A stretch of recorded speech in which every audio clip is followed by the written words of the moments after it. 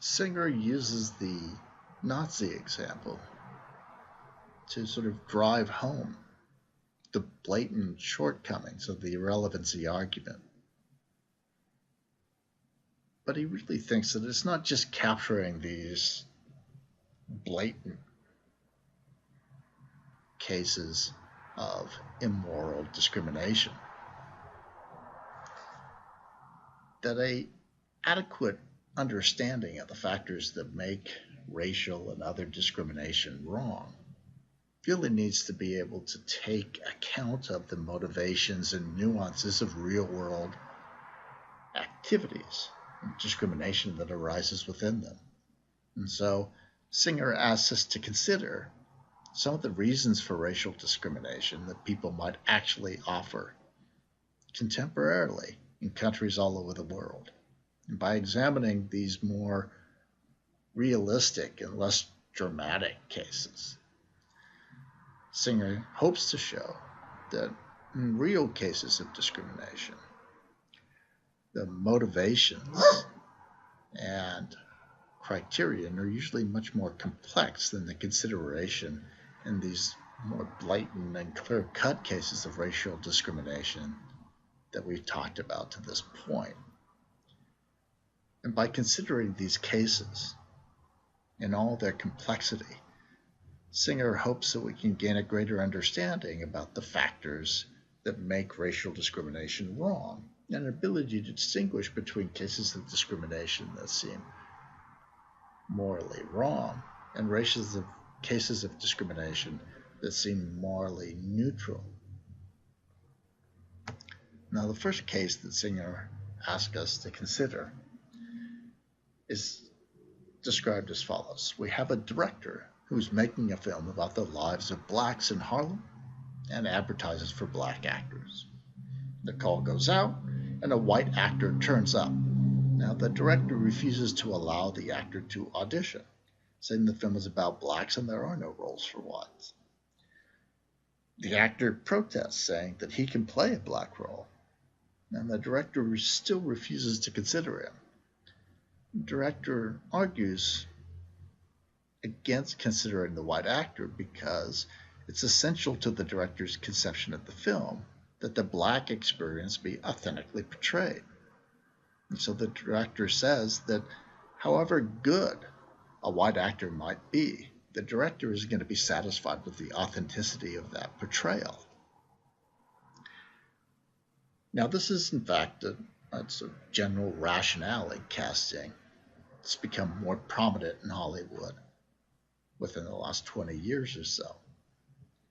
Now, around the time that Singer was thinking about this article, there was a case like this. The autobiography of Malcolm X was going to be made into a movie, and the studio chose a director, and the director was a white man. And Spike Lee spoke up and said, this is wrong. This can't be the way that we produce and direct this film. This film has to have a black director. And Spike Lee's argument for this position was exactly the sort of argument that we see Singer putting in the mouth of the director in this example. Spike Lee argued that Malcolm X was a black man growing up in Harlem during a racist and repressive period in American history, and finding himself and a voice with which to protest that racial inequality in that context. And Spike Lee said, in order for this film to be an authentic portrayal of this man, this time, and these motivations, you have to have a director that has a background that allows them to bring an authenticity that having lived those sorts of experiences will give you. And so Spike Lee argued that Malcolm X needed a black director. And ultimately, the studio gave that job to Spike Lee. Now, at the time, people's intuitions weren't univocal on this. So there was controversy about what Spike Lee had said, whether or not he in fact was correct in suggesting that the studio should discriminate against white directors. But I think we can go along with Singer and suppose that a consensus around this general idea of hiring actors and actresses of the appropriate genders, ethnicities, and so on can be relevant in casting for roles in which those genders, ethnicities, and other backgrounds are important in portraying the characters authentically.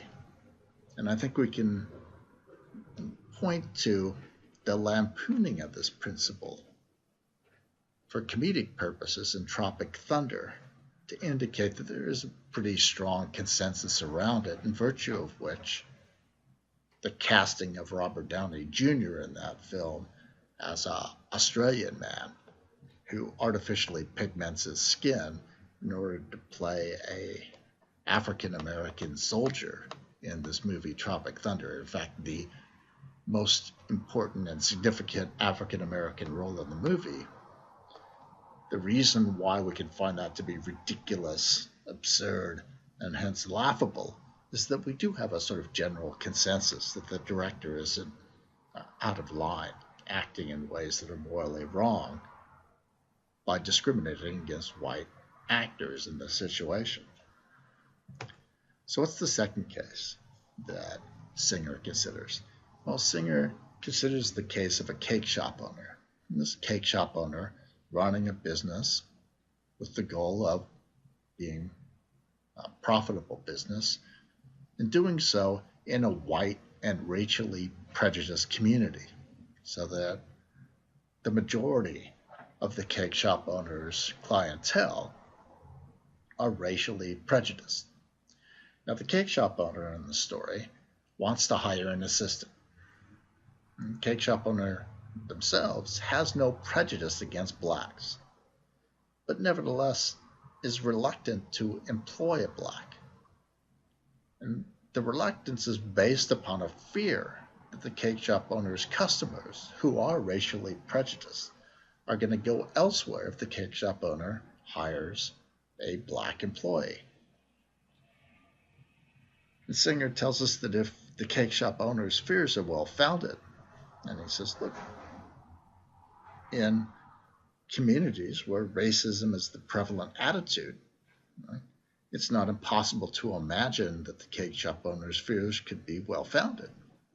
Then the race of job candidates for this position of assistant to the cake shop owner is again relevant to the purpose of the employer, which in this case is to maintain a profitable business. However, unlike the first case, where Singer suggests that we can see a sort of consensus intuition that the director is acting in a way that is discriminatory, that discrimination is based on relevant features, and as a result looks to be morally acceptable, or at least not morally blameworthy.